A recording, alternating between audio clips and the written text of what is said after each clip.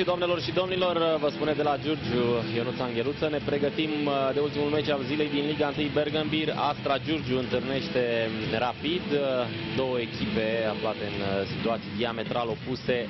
Astra cu gândul la competițiile europene, în timp ce Rapid încearcă probabil să se regăsească după vestea care a căzut ca o ghilotină în această săptămână, că Rapid nu a primit licența pentru a evolua sezonul viitor în Liga 1. Vedem 11-le aliniat de Daniel Isăilă. Spunea că vestea, bineînțeles că i-a deranjat și i-a influențat la pregătire în această săptămână, dar Rapid vine aici la Giurgiu să câștige pentru că are de luat o revanșă. În tur, Astra a reușit să se impună în Giulești cu 2-0 și a reușit să o scoată pe Rapid în sferturile Cupei României, specialistul loviturilor libere în tabăra Astrei. Câteva goluri foarte frumoase marcate de Budescu în acest sezon. 25 de metri distanță față de poarta lui Pesania și zidul dus la distanța regulamentară, după cum ne arată grafica. S-a ridicat în picioare Dinu Gheorghe, simte că poate fi o fază bună pentru a înscrie. Budescu peste zid, Budescu, bară, Tembo și Pesania, încă o dată Tembo, din nou Pesania, magistral Pesania la această fază. A reușit două parade de excepție Tembo, urmărit de Abrudan, încearcă o pasă pentru Takayuki, mingea ajunge însă la Grigorie, care îi trimite lui Ciolacu, iar acum Alex Ioniță 2, o pasă foarte bună pentru urcarea lui Nicolae Vasile. Se oprește însă Vasile pentru că nu avea om în careu căruia să-i centreze, întoarce balonul pentru Grigorie, iar acum Emil Dică pentru Vasile, încearcă să centreze, dar doar un singur om avea Rapid în careu. Haideți să vedem o Tembo în poziție de offside, o poziție de offside nesemnalizată de la margine. Dacă ar fi înscris, ar fi făcut-o în condiții neregulamentare mijlocașul Astrei.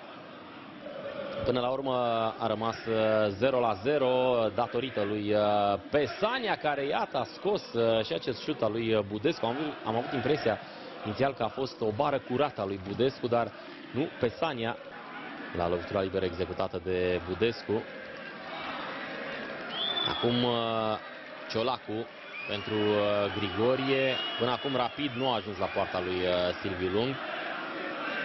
Găman și Grigorie arată că s-a accidentat, i-a spus lui Alexandru Tudor și acesta oprește jocul. Probleme pentru Grigorie la genunchi. Ia să vedem ce s-a întâmplat aici. A călcat și s-a întins, s-a auto-accidentat Grigorie. Să vedem dacă va mai putea continua o bancă de rezerve extrem de subțire pentru Marian Rada. Doar Ștefan Mardare este un jucător mai experimentat. În rest, Cătălin Păuna, Andrei Matei, Florin Călin, Marian Stoica și Mădălin Martin, jucători care au cunoscut botezul Ligii 1.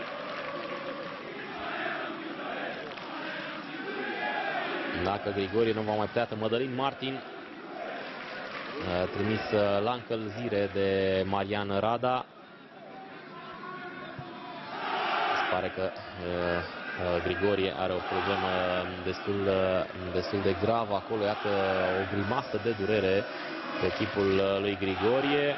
Acum Enache, nu l-a urmărit Ciolacu pe Mățel, în careu, Mățel centrează în forță, trece pe lângă minge Tembo și banca Rapidului explodează la adresa lui Ciolacu, cel care nu l-a urmărit pe Mățel.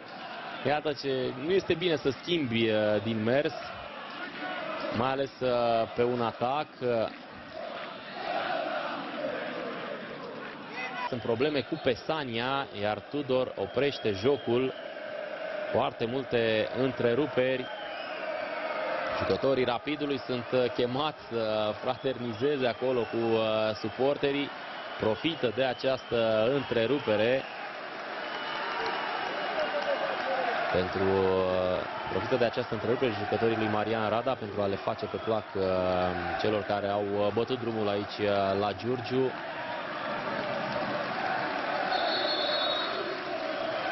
Iată, din această situație dificilă există și un lucru pozitiv, această uniune creată la Rapid între suporteri și jucători. Acum o centrare a lui Enache. Morai și are timp pentru centrare, reușește centrarea și este gol! Gol marchează Takayuki. În ultimul minut al primei reprize jubilează Dinu Gheorghe. Un gol precedat însă de eroarea lui Pesania. Ce descătușare din partea președintelui Astrei. 1-0, un gol care va schimba probabil destul de mult fața reprizei secunde, pentru că Rapid va trebui să joace altceva decât a făcut-o până acum. Va încerca totuși, va trebui măcar să încerce să pună probleme. Centrare perfectă a lui Junior Morai și Takayuki profită de această eroare a lui Pesania. Arătase puțin mai devreme nesiguranță la acea minge boxată aiurea Peterson Pesania. Acum a agafat decisiv.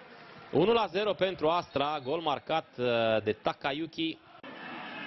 Tembo reușește să treacă acolo de Coman, continuă Tembo, trece și de Emil Dică, Tembo, trage Tembo pe lângă poartă. Frumoasă acțiunea șeptarului Astrei. A încercat să finalizeze, galben pentru Mirko Ivanovski, cel care a dat în minge după ce aceasta a venit din acea reclamă. Rapidul lui Herea îi trimite lui Dică, trage Dică, scoate Silviu Lung. Acum Mădălin Martin. Martin însă rămâne fără soluții, urmărit de Mățel. Păun deposedat de Takayuki. Ce contraatac tăios a reușit Rapidul, un contraatac purtat în doi de Herea și Emil Dică. Plasat șutul lui Dică, prindea cadrul porții. Foarte bun plonjonul lui Silviu Lung. Cum Budescu pentru Tembo. 1-1 cu Voicu. Iahaia, Bucari, o pasă pentru Di Stefano, preluare bună, Di Stefano scoate Pesania, Iahaia, este 2-0, gol Astra, 2-0, marchează Seidu Iahaia și cred că Astra a rezolvat meciul din această seară. Bucurie imensă pentru Iahaia la primul gol în Liga 1, Seidu Iahaia, de aici și această bucurie formidabilă a mijlocașului Astrei. Iahaia își trece numele pe lista marcatorilor. Bucari dă o pasă de gol foarte, de fapt de la Bucari a plecat această fază. Di Stefano, iată o primă paradă a lui Pesania și Iahaia împinge mingea în plasă. 2-0. Dificilă misiunea Rapidului în acest moment. 2-0, Rapid a pierdut și la Brașov. Rapid a încercat să se desfacă, a încercat să atace atât cât îi sunt posibilitățile în acest moment. Calcă mingea pentru Herea, s-a repliat acolo Junior Morai, Herea cu un exterior, Dică, gol! Gol Rapid, 2-1, ce fază au reușit giuleștenii. 2-1 marchează Emil Dică. Rapid reintră în meci după acest gol. Iată centrarea lui Herea cu exteriorul, scăpat acolo Emil Dică de sub supraveghere. Nu l-a văzut Mățel, nu a reușit să strângă în centru. Iese Tembo și intră William de Amorim. 2-1 Astra Rapid. Interesant ce soluție va alege Ovidiu Herea. Un zid foarte înalt, nu știu cât vede din minge Silviu Lung. Poate încerca și un șut pe colțul portarului. Să-l vedem pe Herea, a făcut un meci foarte bun. Poate este cel mai potrivit jucător să bată această lovitură liberă. Bate Herea! Gol!